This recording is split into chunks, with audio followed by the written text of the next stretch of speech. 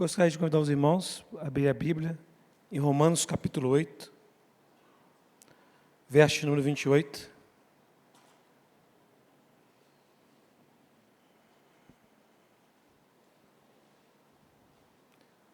Então vamos dar continuidade ao estudo das doutrinas da graça, e hoje é a graça eficaz, ou chamada eficaz. Romanos capítulo 8, a partir do verso número 28.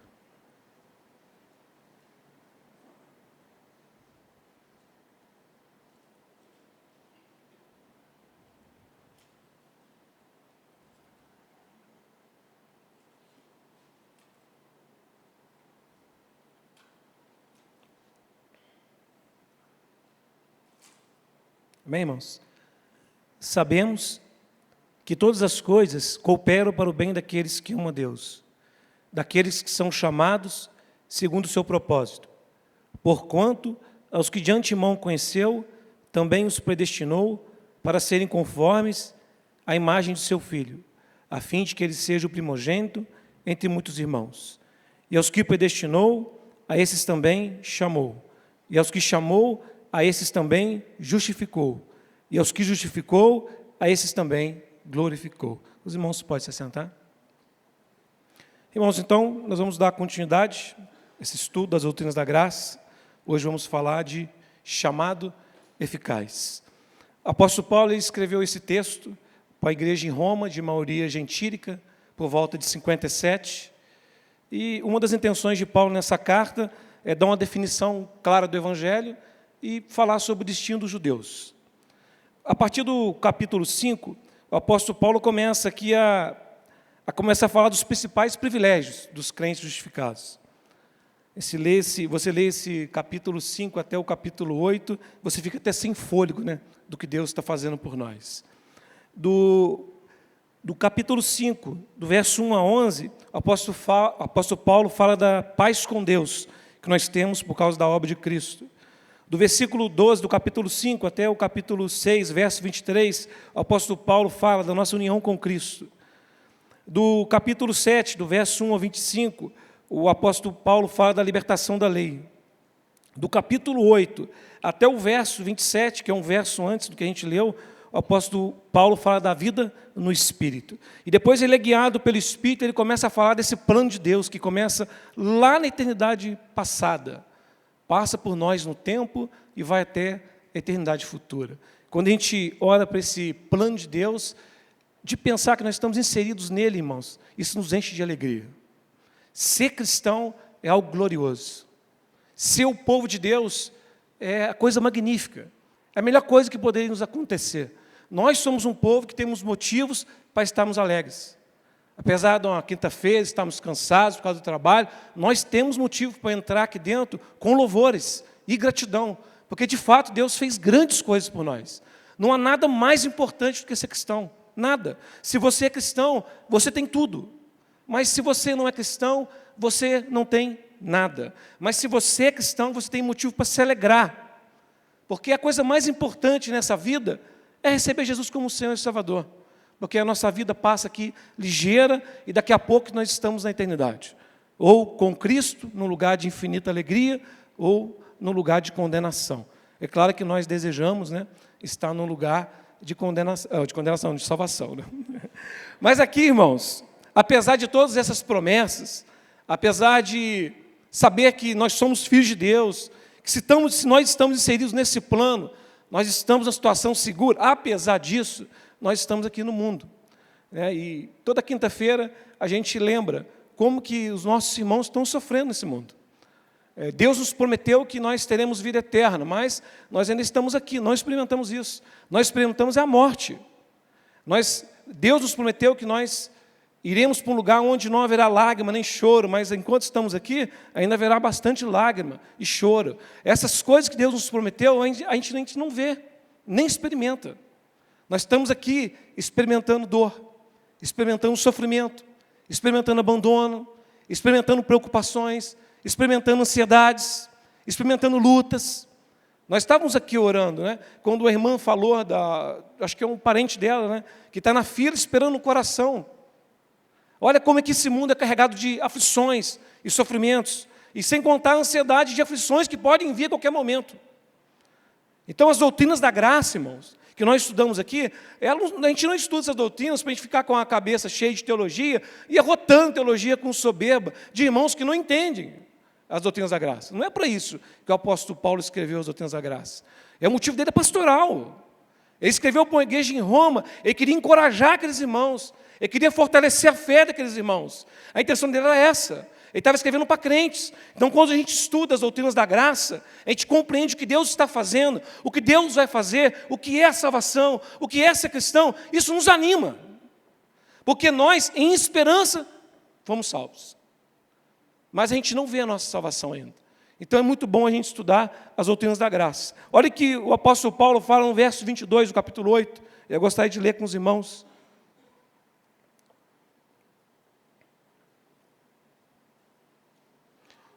Romanos 8, 22. Porque sabemos que toda a criação a um só tempo geme e suporta angústias até agora. E não somente ela, mas também nós, que temos as primícias do Espírito, igualmente gememos em nosso íntimo, aguardando a adoção de filhos, a redenção do nosso corpo.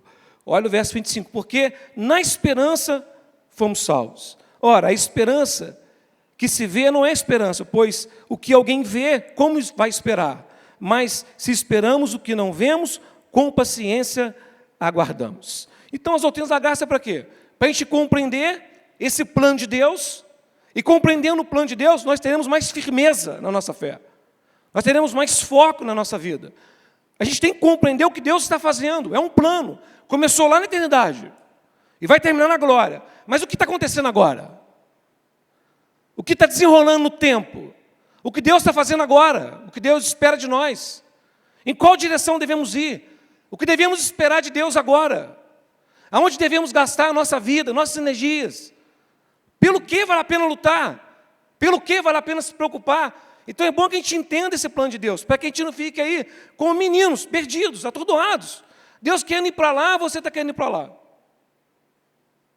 A gente sofre. Quando a gente não compreende os propósitos de Deus, precisamos estudar as doutrinas da graça, para entender o que Deus está fazendo agora. Olha o que o apóstolo Paulo diz aqui no verso 18, desse capítulo 8. Porque para mim tenho por certo que os sofrimentos do tempo presente não podem ser comparados com a glória que em nós há de ser revelada. Então, ele tem certeza que os sofrimentos do tempo presente não são para comparar. Por que ele pode dizer isso? Porque ele tem conhecimento do plano de Deus. Ele sabe que nós não estamos sozinhos. Nós não estamos sozinhos, irmãos. Se vocês prestarem atenção nos outros estudos da graça, nós não estamos sozinhos.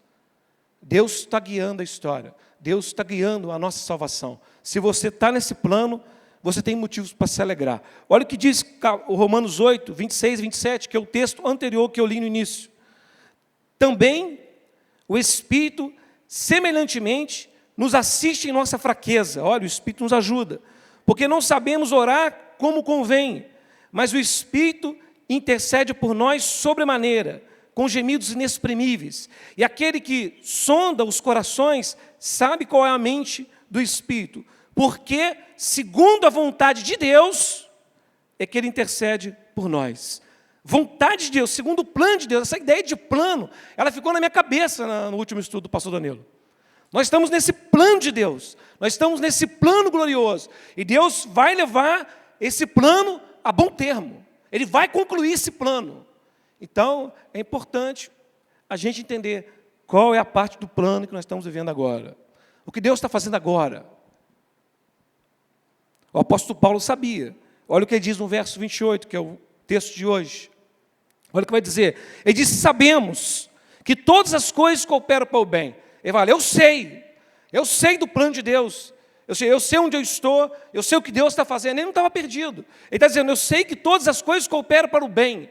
Ele sabia que mesmo ele estando preso, mesmo ele sofrendo, vivendo ou morrendo, o plano de Deus estava avançando.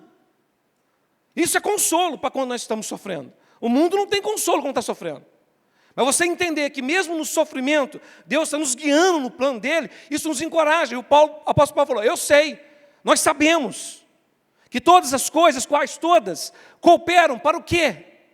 Para o bem. E que bem é esse? Ele vai dizer daqui a pouco. De quem? Daqueles que amam, daqueles que são chamados segundo o propósito, o plano, o projeto de Deus. Então, todas as coisas cooperam para o bem de todo mundo? Não é de todo mundo. O apóstolo Paulo já começa a restringir.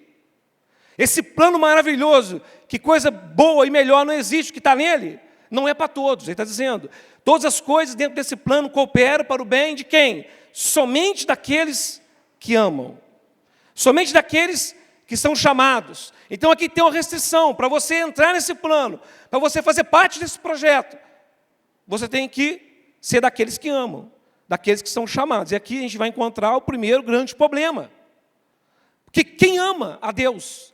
Nós aprendemos no primeiro dia de estudo, depravação total, ninguém ama a Deus. Por natureza não amamos a Deus. Por natureza somos pecadores. Esse primeiro critério já exclui toda a humanidade. Ninguém vai entrar, então Deus não vai salvar ninguém. Então nós vemos uma primeira restrição aqui. Olha o que diz, não precisa abrir, eu vou ler. Evangelho de João, capítulo 3, verso 19.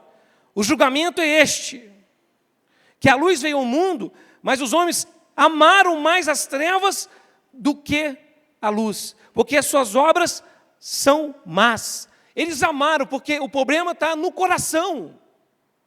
Os afetos do ser humano não estão voltados para Deus, não amam a Deus. Mas ele está dizendo aqui, que para poder fazer parte do plano, para poder ser chamado, tem que amar a Deus.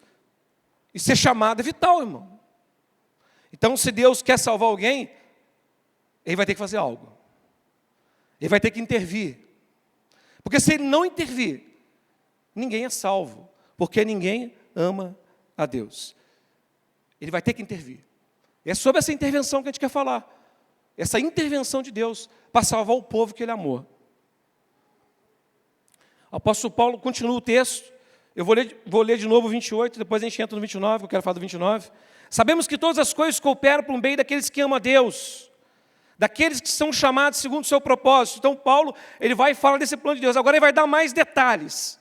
Ele vai falar do mesmo assunto, dando mais detalhes. Porquanto os que de antemão conheceu, então é um grupo de pessoas que Deus conheceu, que Deus amou, que Deus teve afeto por eles, que Deus elegeu. Ele está falando que de antemão conheceu, e a gente já estudou isso aqui. Depois, se os irmãos quiserem ouvir de novo os estudos, tem lá na internet, só você ouvir de novo. Mas aqueles que Deus de antemão conheceu, e não é mero conhecimento intelectual, a gente aprendeu isso aqui, mas é um conhecer de ter intimidade. São pessoas que Deus amou, as pessoas que Deus de antemão conheceu, Ele também predestinou. Isso aqui está acontecendo na eternidade. O Espírito Santo que revelou isso para Paulo, porque ele não estava lá para ver isso. Isso aqui é conselho oculto de Deus lá, escondido na eternidade. Mas o Espírito Santo revelou para ele esse plano. Como que aconteceu isso? O Espírito Santo revelou para ele. Foi assim. Pessoas que Deus conheceu na eternidade, que Ele amou, que Ele elegeu, que Ele escolheu, essas pessoas Ele predestinou.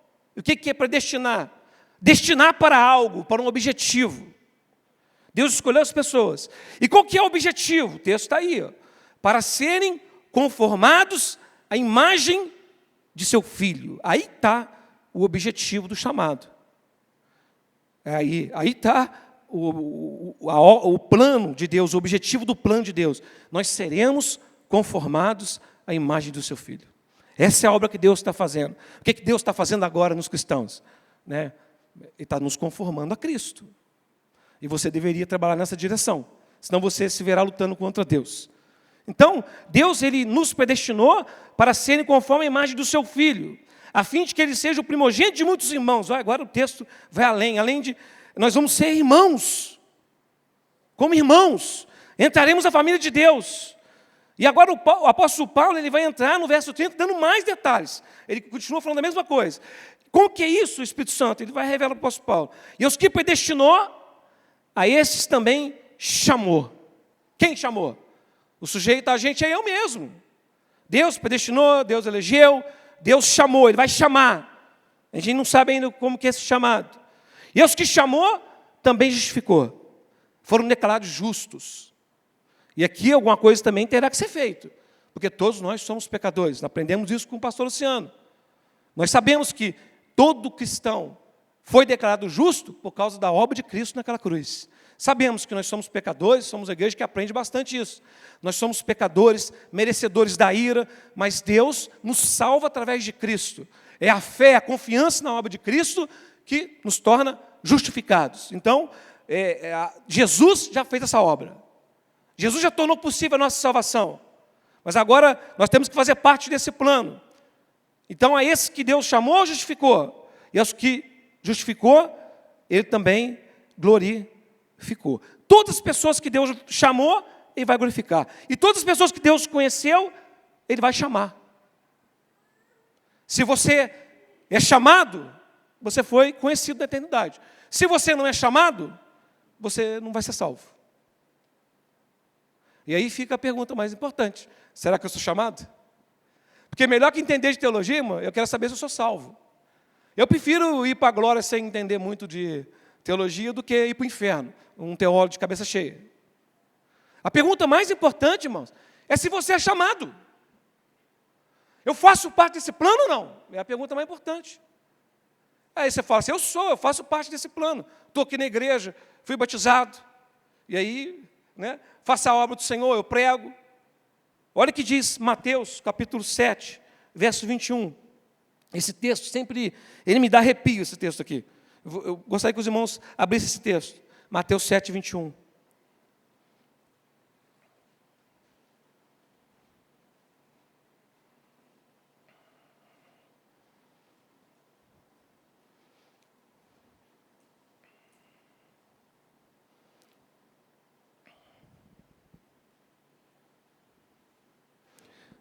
Então sabemos que o meio de salvação é o Evangelho, através de Cristo.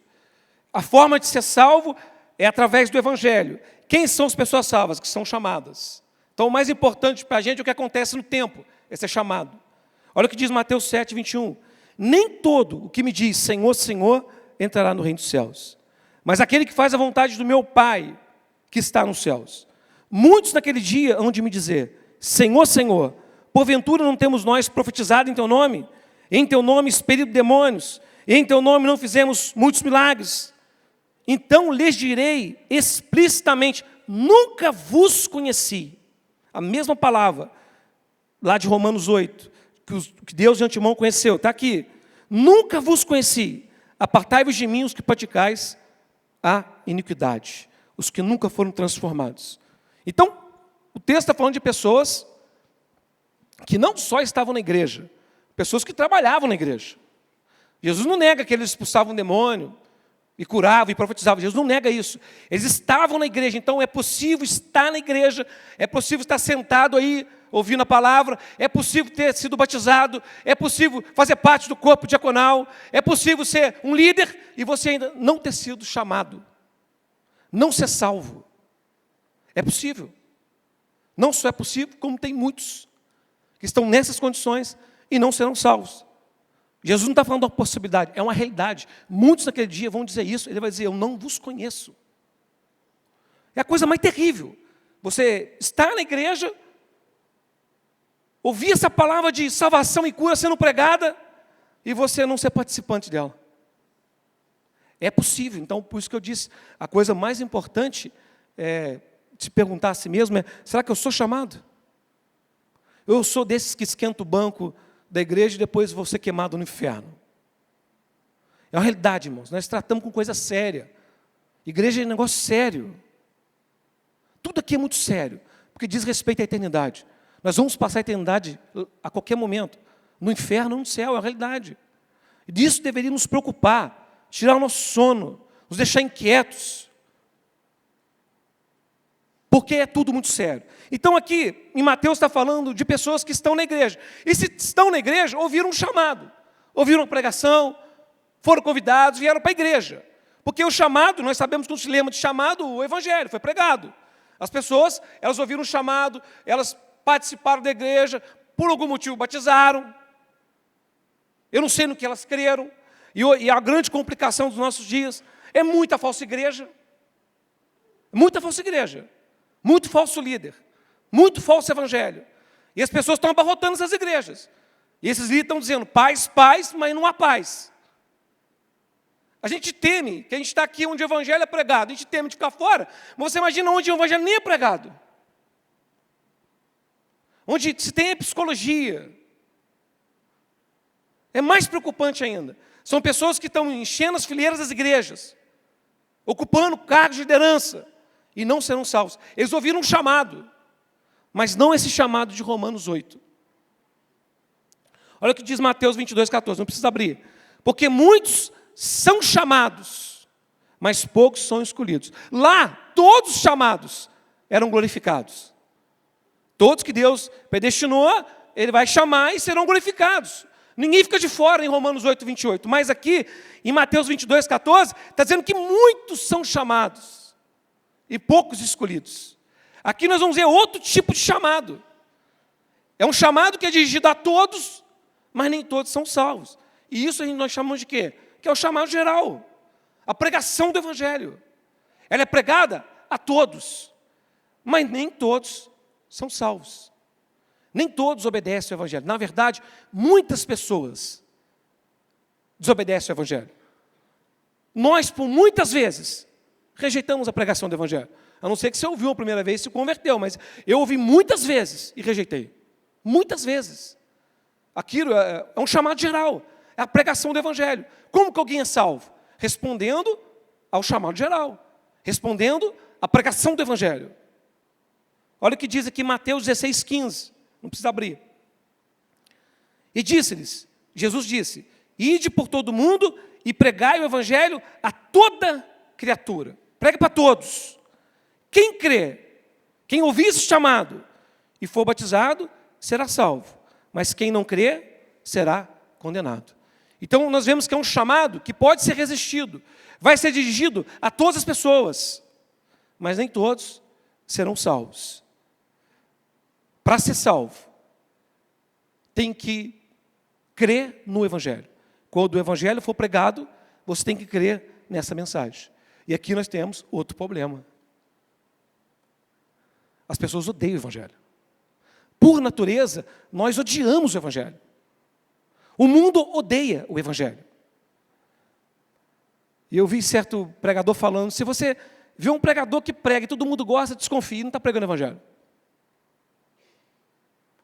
Todo mundo gosta, todo mundo dá risada, todo mundo se alegra. Isso não é Evangelho.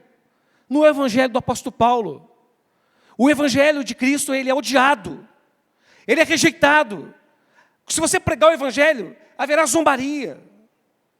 Eles vão rir. Porque o Evangelho é um escândalo, é verdade, é um escândalo. Ninguém pode vir a Cristo por si só. Então, se Deus escolheu pessoas que Ele quer salvar, Ele vai ter que intervir aqui. Porque se a condição para ser salvo é crer no Evangelho, exclui-se toda a humanidade. Porque por natureza nós odiamos o Evangelho. Por natureza nós não queremos vir a Cristo. Olha o que diz João 6,44. Ninguém pode vir a mim, Jesus está dizendo, se o Pai que me enviou não trouxer. Olha só, está vendo? Ninguém pode vir a mim se o Pai, ele estava lá pregando. As multidões, enquanto ele estava lá multiplicando o pão, multidões estavam vindo atrás dele. Quando ele estava oferecendo coisas para essa vida, multidões estavam vindo atrás dele. Mas quando ele começa a mostrar por que veio, e começa a anunciar o Evangelho, as multidões vão embora, elas rejeitam. Porque isso é natural, que rejeitam o Evangelho. Então ele diz que ninguém pode vir a mim, se o Pai não trouxer. Ninguém pode vir ao Evangelho, a menos que Deus intervenha. Então ele diz, ninguém pode vir a mim, se o Pai que me enviou não o trouxer. E eu o ressuscitarei no último dia. Está vendo? Eu ressuscitarei no último dia, esse será glorificado. Está escrito nos profetas, e serão todos ensinados por Deus. Portanto, todo aquele que da parte do Pai tem ouvido e aprendido, esse vem a mim. Não que alguém tenha visto o Pai, salvo aquele que vem de Deus. este o tem visto. E na verdade, verdade vos digo, que quem crê em mim tem a vida eterna. Eu sou o pão da vida. Só se Deus intervir. Irmãos, o Evangelho é odiado por todo mundo. O pastor Ricardinho pregou sobre isso aqui, domingo. É que a gente não pensa muito. Quem vai crer, irmãos, que uma pessoa morta numa cruz, pelada, toda quebrada, rasgada, é o Deus encarnado? Quem que vai crer nisso? Não tem como crer nisso. Ele morreu do lado de 2 bandidos. Bandidos morriam desse jeito. Muitas pessoas eram crucificadas. Aí você vem me dizer que aquele que está lá na cruz, todo ensanguentado, todo rasgado, é o Deus encarnado. Não tem como crer numa mensagem dessa. É impossível. Irmãos, é uma mensagem que nós temos que reconhecer. É até difícil pregar ela mesmo. A gente vai pregar o Evangelho, a gente tenta melhorar com as palavras ali, tentar falar uma coisa mais bonita, porque irmãos, é muito difícil pregar o Evangelho. O mundo automaticamente rejeita, as pessoas vão achar um absurdo isso. O apóstolo Paulo entendia isso. Chegar diante de romanos, gregos, falar de um Deus que é poderoso, criou os céus e a terra, encarnou, morreu numa cruz. Quem vai crer num negócio desse, irmão? Não tem como crer. Essa mensagem, ela não tem como crer nela. É impossível. Ninguém pode vir a Cristo se o Pai não trouxer. Quem vai crer num negócio desse? Deus que salva através da morte. E agora nós pregamos se... Aí Jesus ressuscitou, mas alguém aqui viu? É tudo pela fé. É testemunho de apóstolos. Pense, lembre quando você creu. Você entendeu tudo e creu? Não, você creu e depois começou a entender. Você simplesmente creu, sem entender todo o processo, e creu. Porque Deus é o Deus que intervém. Porque se Deus não intervir, ninguém será salvo. Qual que é a tua esperança? De sair daqui e pregar o Evangelho lá na Índia. Outra cultura, pessoas que não te conhecem. Pessoas que nunca te viram, pelo contrário, não respeitam a tua cultura. Qual a esperança que você tem de chegar lá? Irmãos, falar para eles que tudo que eles creem é mentira, que a verdade é que o Deus Todo-Poderoso que criou os céus e a terra, Ele encarnou e morreu numa cruz.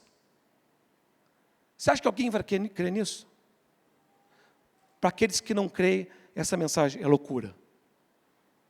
Deus tem que intervir, senão ninguém vai ser salvo. Olha o que diz Atos 16, 13. No sábado, saímos, apóstolo Paulo aqui, em Filipos. No sábado, saímos da cidade para junto do rio, onde nos pareceu haver um lugar de oração. E assentando-nos, falamos às mulheres que ali tinham concorrido, ou seja, eles estavam pregando o Evangelho ali, foram pregar o Evangelho, essa mensagem absurda, que é impossível de alguém crer. Eles estavam expondo Cristo crucificado ali. Aí, certa mulher chamada Lídia, da cidade de Tiatira, vendedora de púrpura, temente a Deus, os escutava. Olha o que diz agora. O Senhor lhe abriu o coração para atender às coisas que Paulo dizia. Depois de ser batizada, ela e toda a sua casa nos rogou, dizendo: se julgais que sou fiel ao Senhor, entrai na minha casa, aí ficai. E nos constrangeu a isso. Olha só, o apóstolo Paulo pregava, igual eu estou aqui falando, e Deus, Ele vai e abre o coração de Lídia. É como a criança que abre o ventre. Ele abriu o que estava fechado. Deus, Ele modificou algo dentro dela. Ele abriu. Quem abriu aqui? Foi o Senhor que abriu. Não foi Paulo que abriu. Nem foi Lídia que abriu. O Senhor abriu o coração de Lídia. Lembra que lá atrás que eu falei que o problema está no coração? Por isso que ninguém ama Deus. Então, o Senhor abriu o coração de Lídia, e Lídia creu. Por isso que Jesus disse para Nicodemos, para entrar no reino dos céus, é necessário nascer de novo, nascer do Espírito. E Nicodemos falou: mas como que isso acontece? Não dá para saber. A ação de Deus é como vento. Nós estamos aqui falando, de repente o Espírito vem e abre o coração daqueles que estão ouvindo. E aqueles que rejeitavam e odiavam a mensagem, de repente creem. Ninguém vê o vento chegar, mas quando ele passa nós sentimos. Ninguém pode ver o Espírito, é uma obra do Espírito. Então Paulo estava ali pregando, e Deus abriu o coração daquela mulher. E quando Deus abriu o coração daquela mulher, ela creu. Isso é a chamada eficaz, isso é a graça eficiente. É o Deus que vem e abre o coração. Para ser salvo, tem que passar por essa transformação. Olha o que diz Ezequiel, capítulo 36, verso 25. Dar-vos-ei um novo coração. Dar-vos-ei um coração novo. E porei, quem está falando aqui? O próprio Deus está falando. Eu vou dar para vocês um novo coração, e porei dentro de vós um espírito novo. Tirarei de vós o coração de pedra, e vos darei um coração de carne.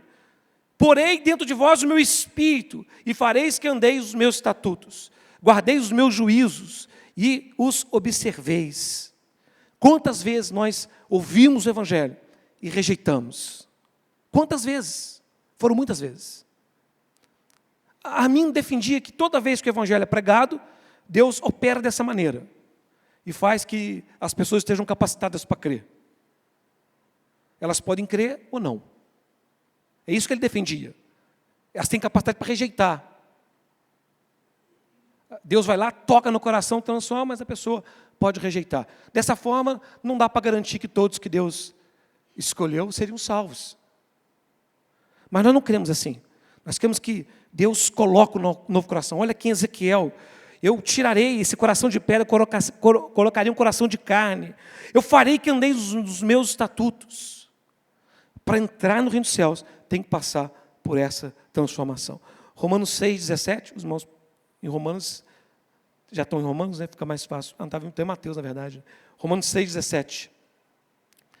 Mas graças a Deus, porque outrora, escravos do pecado, contudo viestes a obedecer de coração. Antes, um coração de pedra, que rejeita a Deus. Agora, viestes a obedecer de coração. Nós éramos escravos do pecado. Por causa da mudança que ocorreu dentro de nós, essa intervenção de Deus, essa mudança interna, nós obedecemos de coração, de forma voluntária. Obedecemos aqui a forma de doutrina a que fomos entregues. E uma vez libertados do pecado, fomos feitos servos da justiça. Ou seja, nós não queríamos vir a Cristo, também considerávamos uma loucura a mensagem do Evangelho, mas Deus ele interviu, Ele mexeu dentro de nós. Ele operou uma transformação dentro de nós. E quando a mensagem do Evangelho foi pregada, como o pastor Danilo falou, nós não fomos obrigados a crer. Nós queríamos crer. Nós achamos a melhor mensagem da face da terra. É a melhor boa notícia. Quando há essa transformação, e a gente ouve o Evangelho, a gente corre para Cristo. Nós dizemos, o que é preciso para ser salvo, né? Crer no Senhor Jesus, seja batizado, tá bom, cadê a água para mim ser batizado? Quando Deus opera a transformação, não há resistência, porque Deus operou dentro de nós. Em 1 Coríntios 1,18 diz, certamente a palavra da cruz, olha aí, é loucura para os que se perdem. É loucura. Falar de Jesus crucificado para as pessoas que estão no mundo é loucura. Para nós era loucura também. Mas, para nós que somos salvos, é poder de Deus. Não é mais loucura. É a melhor coisa do mundo. É a melhor boa notícia. É nosso maior tesouro. O que era loucura agora é sabedoria de Deus. Nós ficamos encantados com a sabedoria, o que Deus fez. Como que Ele nos amou, enviando o seu próprio Filho para morrer numa cruz. Que método, quem podia imaginar algo tão sábio, tão perfeito? Mas o que aconteceu? Que tudo faz sentido agora. É que Deus interviu. Porque cremos, estamos salvos. Então, nós vemos aqui algumas etapas. Deus, Ele nos elegeu. Deus, Ele nos predestinou, mas isso aconteceu lá atrás, a gente não viu. Mas o que acontece no tempo? Isso dá para a gente saber, acontece aqui no tempo. Deus vem e nos visita com poder. Isso é que a Bíblia chama de regeneração. Nascer de novo. Essa mudança interna provocada pelo Espírito. E de repente os teus olhos que estavam cegados por causa do pecado, e por causa da ação de Satanás. E é interessante, irmãos, porque muitas vezes eu ouvi o Evangelho, eu não lembro nem de ter ouvido o Evangelho. Eu não lembro. É o poder de Satanás de cegar você. Você ouve, mas não ouve.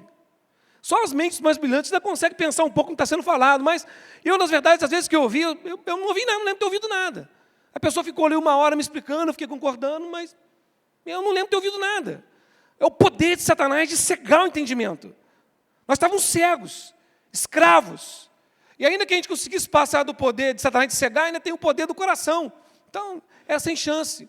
Mas Deus, Ele intervém com poder, vencendo Satanás, nos tirando da mão do valente. E Ele provoca uma mudança dentro de nós. Ele muda o nosso pensamento. E aquilo que a gente achava loucura agora faz sentido. A gente se achava bom, mas agora nós entendemos que somos pecadores. Regeneração, capacidade de pensar. Você foi mudado por dentro, recebeu vida espiritual. E você consegue interpretar as coisas espirituais. E você crê que é verdade. Eu sou pecador. A santidade de Deus é muito elevada. Eu sou merecedor da ira. E você vai concordando com essas afirmações. Tudo faz sentido agora. Eu não vim obrigado. Deus não me arrastou. Não, eu criei. Eu entendi. Eu vim por livre e espontânea vontade. Eu vim correndo. Mas só vim depois que Deus me regenerou. Depois da regeneração, vem o quê? Vem arrependimento, porque você entende que é pecador. Vem arrependimento, depois vem o quê? Fé em Cristo. Você entende que é um pecador, que está condenado do jeito que está, aí de repente o pregador abençoado, o pastor Luciano está lá pregando, depois de dar a boa notícia, depois de dar a má notícia, ele dá a boa notícia. Que em Cristo somos perdoados. Em Cristo somos reconciliados. Em Cristo somos adotados. Então você crê nessa mensagem. E você é adotado. É justificado. Você está nesse plano, irmãos. De uma vez por todas. Você já estava, mas não sabia. Mas agora você sabe que está nesse plano. O 1 João 3,9 diz: todo aquele que é nascido de Deus não vive na prática do pecado, pois o que permanece nele é a divina semente. Quem plantou a divina semente? Foi quem? Foi o pastor Luciano pregando? Foi você mesmo? Não, Deus plantou a divina semente. E esse não pode mais viver pecando, porque é nascido de Deus. Houve uma transformação interna. Então, começa a se mudar aquilo que te atrai, o que te agrada. E ainda que você peque, você odeia o pecado. E não é o que te agrada mais. As suas falhas te incomodam. Por quê? Não incomodava antes, por que está incomodando agora? Porque Deus operou uma mudança. Em Filipenses 2,12 diz: assim, pois, amados meus, como sempre obedecestes, não só na minha presença, porém muito mais agora, na minha ausência, desenvolvei a vossa salvação com temor e tremor. Então aqui é um chamado para a gente trabalhar nesse plano, na direção correta. Porque é Deus que efetua em vós tanto querer como o realizar, segundo sua boa vontade. Se você, de fato, creu em Cristo como teu Salvador, se você crê na mensagem da cruz e você considera a mensagem mais gloriosa, a mensagem mais importante, eu creio que você está nesse plano. Você está nesse projeto. E qual que é o objetivo de Deus nesse projeto, irmãos? Nesse plano? É o Romanos 8,29, que eu li.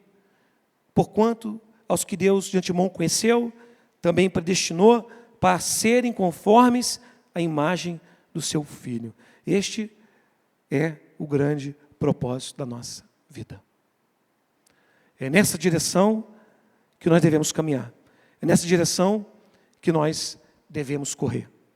Se você recebeu Jesus como teu Senhor e Salvador, você tem muitos motivos para se alegrar. Se alegre, irmão. Porque você está num plano, num propósito que não pode ser frustrado. Eu ouvi uma história, não sei se é verdade, mas eu vou falar assim, mesmo pela ilustração. Não, uma parte é verdade, né? Diz que Michelangelo, né? Está lá aquela imagem de Davi, já viu? A imagem gigantesca que ele fez, que é uma das suas principais obras. Acho que é 4,5 metros, né? Acho que 4,5 metros, não sei, dá quase naquela altura ali, eu acho, né? O tamanho daquela estátua, né? E ela foi feita em mármore Carrara. E perguntaram para ele, isso é que eu não sei se é verdade, se perguntaram isso para ele, como ele foi capaz de fazer aquela obra, toda em mármore, em pedra, daquele tamanho? Ele falou, foi simples. Eu fiquei olhando para aquela pedra, até eu conseguir imaginar a imagem de Davi ali, que eu ia fazer. E depois comecei a tirar daquela pedra tudo que não era Davi. Deus nos predestinou, Deus nos escolheu, para sermos conforme a imagem do seu Filho. Ele está fazendo essa obra. Ele vai tirar tudo em nós que nos conforme a Cristo. Ele que está fazendo. Assim como aquela pedra não podia fazer de si mesma Davi, nós não podemos fazer de nós imagem e semelhança de Cristo. É uma obra que Deus está fazendo. Ele se comprometeu a fazer. E para a gente chegar a esse nível, né, ser conformado à imagem de Cristo, é uma longa caminhada. E o que é a glorificação, senão uma santificação em andamento? E o que é a santificação, senão a glorificação consumada, né? Nós já estamos no processo, de glória em glória. À medida que vamos vencendo o pecado e crescendo em santidade, nós vamos indo em direção a esse plano, a esse propósito, que Deus vai concluir. Ele vai concluir, irmãos. Se você creu em Cristo, Ele vai concluir esse projeto. Então você tem que entender que é nessa direção que Deus está te conduzindo. Porque muitas vezes nós esquecemos porque fomos chamados. E qual que é o propósito da nossa vida aqui? E por isso sofremos. Às vezes Deus vai ter que usar, às vezes, até de disciplina, para nos trazer de volta para o plano, para o projeto. Nós começamos a errar o alvo, Ele tem que usar de meios. Todas as coisas cooperam para o bem. Qual é o bem? Tua riqueza, tua prosperidade? É disso que Paulo está falando? Paulo não está falando disso. O bem é ser conformado a Cristo. É o maior bem. Deus está nos levando nessa direção. E todas as coisas que nos acontecem, Deus está usando para nos conduzir para essa direção.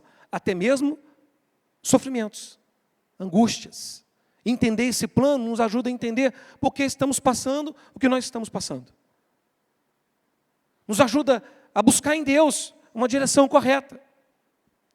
Todos aqueles que Deus escolheu, Ele vai chamar. E como que vai chamar? Através da pregação do Evangelho.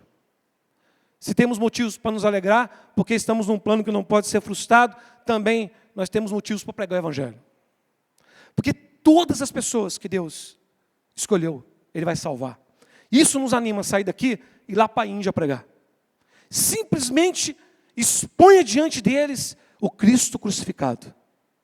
Talvez alguns te apedrejem, talvez alguns te odeiem, mas quem Deus quiser salvar, Ele visita com poder e eles vão crer. Não pense que você vai ter frutos na tua evangelização sendo agradável, sendo engraçado, falando um monte de piada, tentando enfeitar o Evangelho, prometeu o que Deus nunca prometeu. Você vai encher a igreja de pessoas não salvas. Exponha Cristo crucificado diante deles. Porque é assim que Deus salva. E quando você expõe Cristo crucificado, Deus visita pessoas e elas creem. Por isso que Paulo diz, eu não me vergonho do Evangelho. Porque é poder de Deus. O Evangelho não são só palavras, é poder, manifestação de poder. Ele sabia que não tinha nenhuma chance de ter fruto no meio dos gregos, nem dos judeus. Ele sabia disso. O apóstolo Pedro também sabia. Mas ele pregou e 3.000 foram convertidos, porque o Espírito Santo passou naquele lugar com poder. Nós temos que expor o Cristo crucificado. Jovens, nós temos que expor o Cristo crucificado nas escolas, no nosso trabalho.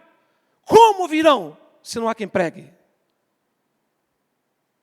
As falsas igrejas estão pregando o falso evangelho. E estão enchendo os seus bancos de pessoas.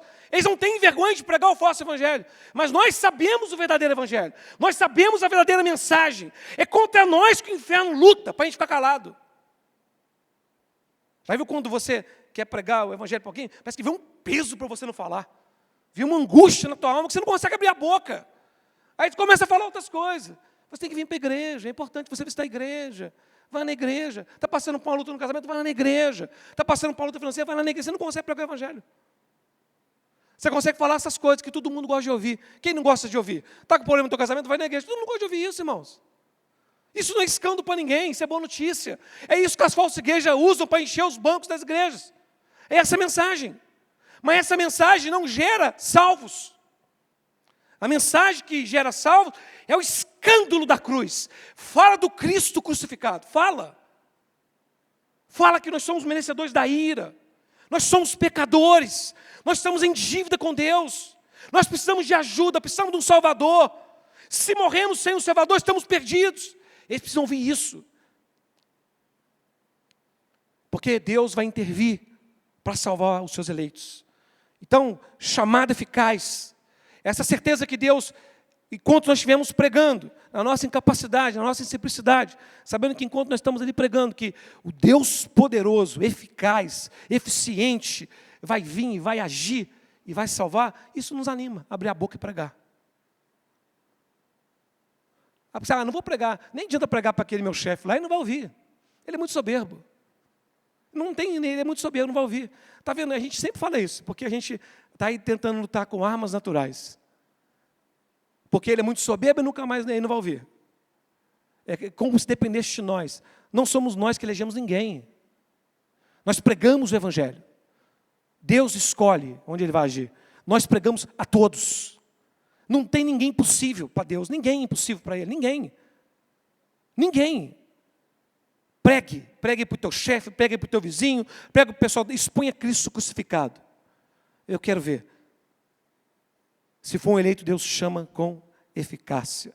Então, chamada eficaz é para nós um grande consolo, porque se você está nesse barco, ele não vai afundar, nem se você quiser, o barco não vai afundar. Né? Deus vai fazer que esse barco chegue lá.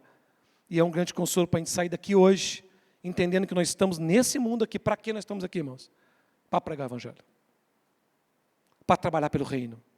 Para investir em igrejas como essa. Igrejas como essa têm que estar abertas. Como virão se não há quem pregue? E como pregarão se não forem enviados? Se não tiver pessoas preparadas para pregar, preparadas para ensinar, igrejas preparadas para receber membros. Nós temos que investir em lugares como esse. Investir em líderes. Investir no reino, investir em nossas vidas, nossos talentos. É aqui que nós temos que gastar energia. Nós estamos envolvidos em algo grande. É aqui que as pessoas que vão chegar vão ser preparadas. Tudo aqui é muito importante.